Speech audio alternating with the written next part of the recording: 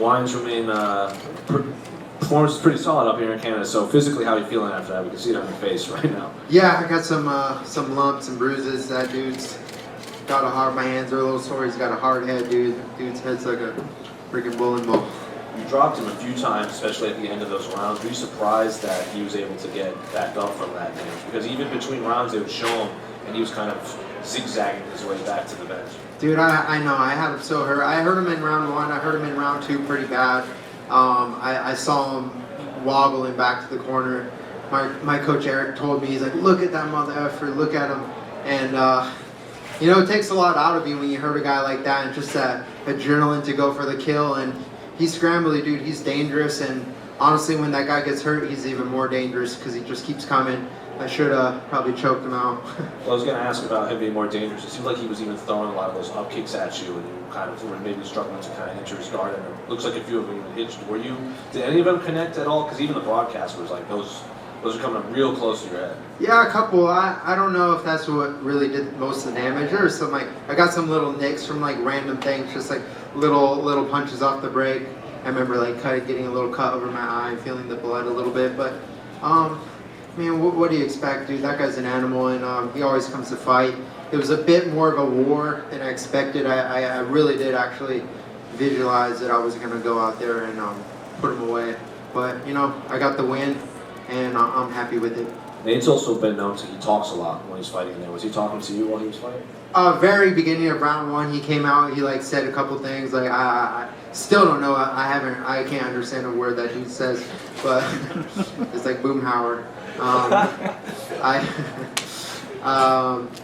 And then once I landed like 2 clean shots, he didn't say a word after that. But he's tough, man. I respect the dude, and you know it's all fun. You know it's fun. You want to build up the fight and talk a little smack, but you know I respect him tremendously. Well, you know how this goes. When do you want to get back in there? I know you probably want to do a little bit of healing first. Yeah, a little bit of healing. I'm going back to Hawaii with my family on Thursday. Gonna spend 10 days there with the fam.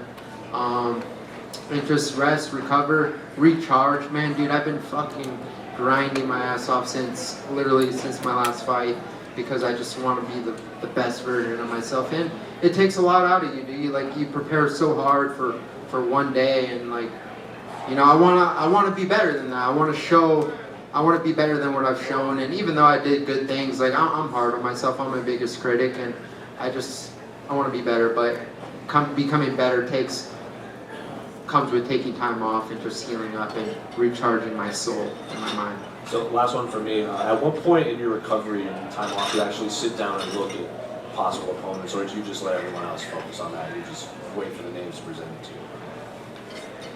I always do a little game planning in my head. Like, I'll look 3 fights ahead always, even though you focus on one. Like, realistically, I'm thinking, I think in threes. I like to think, you know, who's next, who's down the line. You know, you look at guys like Bryce Mitchell, or, you know, then a win over Bryce Mitchell, what's next after that? You look at a guy like Ortega or someone, because you want to climb the ladder, but you never know, man. Guys get hurt, they get shelved. Guys don't want to fight certain guys, timing doesn't work, so I just kind of wait and see what happens, and, you know, hopefully we'll get another one booked, you know, quarter 3, but I said to myself that my second half of this year is going to be my best half of the year, so I'm hoping to get 1 or 2 more this year for sure. You said 2 names. What's the third name? Well, I was thinking Landwehr. Landwehr was the first one, but yeah, now I got to add 1 more to that. Then back-to-back wins for the first time since 2020. Is there a bit of weight lifted off your shoulders? I know, again, you talked about this being sort of, you know, reminding the division that you're here and all this stuff, and I know you're a big critic, but you must enjoy that a little bit, that there's probably a little bit less pressure just with 2 wins now. For sure, man. I've done great things in the past. I've put together long winning streaks, and that's what it's all about, man. At the end of the day, it's like the wins are what matter. You know, people could fight, talk a lot of crap, and get one big win and move themselves into position. But, you know, I'm all about fighting and staying active. And, you know, when my career is said and done, I'll be the guy that, you know, this company's built around. The guy that just goes out there, fights anyone and everyone, and I always come to fight no matter what. I have a heart of a lion, and I'm in this, man. I have the capability to be one of the best fighters in the sport. Whose idea was it to wear the Vancouver Grizzlies jersey? You won some people over with that. Eric. Oh, was it Eric? No, he was very thoughtful. I was grinding, dude. I was in the ice bath and sauna. I wasn't thinking anything about that. Then he shows up to the gym one day with the Vancouver Grizzly jersey with my name on it. No, he sent it to me on Instagram. I thought it was a gift, and he said, "All you, Bubba." Then he comes to the gym wearing it. I was like, "Oh, where's mine?" He's like, "What do you mean?" He's like, "This." I don't know. Whatever. I'll let him tell the story. But yeah, I was a little salty, but he let me wear it, so we got some fans.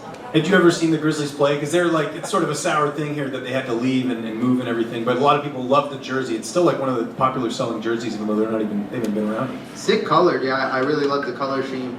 But if I'm being honest, yeah, I can't tell you, I can't name you one player. The people say Brian Reeves, but it said 50K Ige on it. It had the 50 on it, but it said Ige, but yeah, shout out to Brian Reeves or whatever his name is. And just last one for me. How was the overall experience in Vancouver? You talked about on Media Day how much you enjoyed it, but now looking back, what are your thoughts on the city?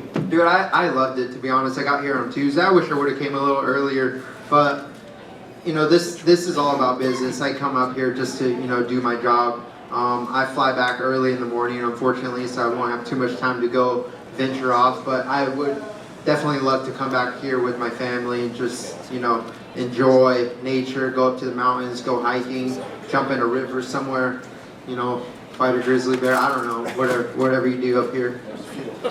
Yeah, just for fun. If you got the fight of the night, do you want your 50K in Canadian dollars? Or? What's the answer there? Probably not. I want 100 grand. I want to be 100 grand, Dan. Right here, Dan.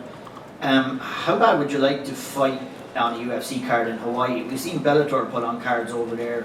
Do you think it's time that the UFC get over there and put on a show?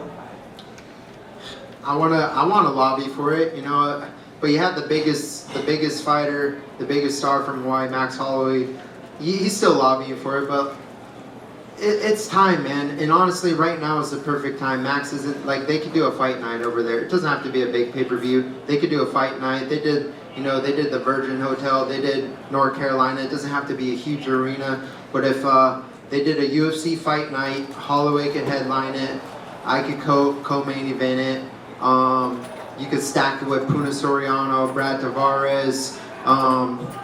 Dude, we got so many good fighters from Hawaii, and oh my gosh. Mike Palat, let's go, baby. Thanks, Dan. Talk to me about your jab and how important it is in the foundation of your overall game. It was on money tonight, and it was landing very early. The jab? Yeah. Yeah, the jab's one of my best weapons, and I knew that they knew that coming into this fight, and they had some good counters off the jab. They wanted to throw the right hand off my jab. He was awkward. He was long, but I did find a home for it. You always want to do more. I always wanted to throw. I wanted to throw it a little bit more, but I'm gonna keep refining it and keep sharpening that tool, and it's gonna give a lot of guys problems. It was tough tonight, though. Nate was right in your face pretty much all fight, even after you dropped him. Yeah, dude. Like I said, he's a zombie. I don't know. He should probably change his name, the Zombie or the Walking Dead or something. I don't know. Just something along those lines. Thanks, Dan. Thanks, guys.